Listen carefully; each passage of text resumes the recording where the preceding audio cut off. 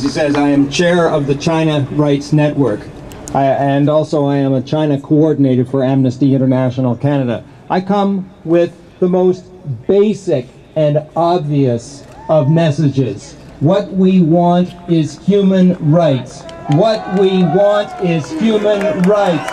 What we want is human rights. The word respect is on this sign. And interestingly, that's what China wants. China wants respect and legitimacy.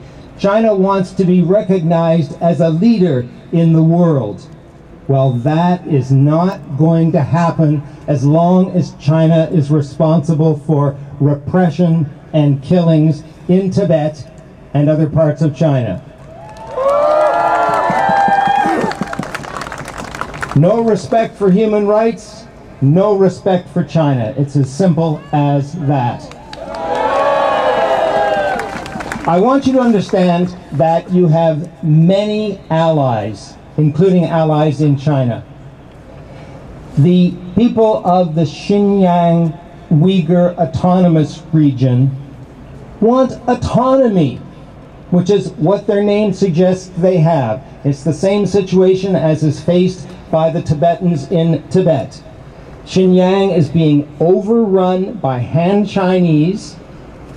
They are even taking the young women of that region and shipping them out to the rest of China in order to, first of all, find husbands for all of those Chinese men who can't have them because there are so few women in China now. But they're also trying to dilute the ethnicity of the Xinjiang Uyghur Autonomous Region in the same way that they have diluted the ethnicity of Tibet. So cultural genocide is not just for Tibet, it is obviously for the Xinjiang Uyghur region as well. And in that region they are suffering major repression which has increased substantially, according to Amnesty International, in recent months.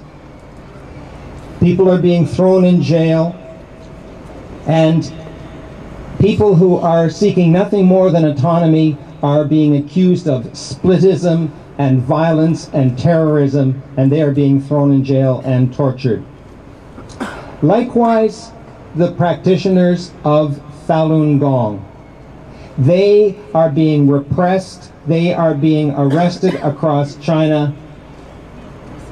They tell me that they have the names of 1,848 practitioners who have been arrested just since January. So they too are behind you. The Taiwanese people know a lot about Chinese bullying, and the Taiwanese people are also part of the China Rights Network. Everyone is suffering from the big bully of Asia. And we all have to stand together to stop this.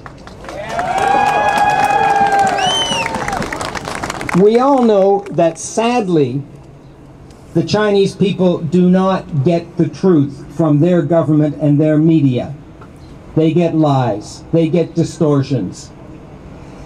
They are told that the Dali clique is responsible for the uprising, when we all know that it has been a spontaneous uprising due to the legitimate grievances, the legitimate anger of the people of Tibet. The Dalai Lama has shown extraordinary reserve and wisdom in his dealing with this. He has said repeatedly that he does not want independence, he wants dialogue. And yet the Chinese government refuses again and again and again to talk to the Dalai Lama. Well, my message to China, I wish they were listening, is very simple. That there will be no respect for China, there will be no legitimacy for China around the world until they start a real dialogue, an open and honest dialogue with His Holiness the Dalai Lama.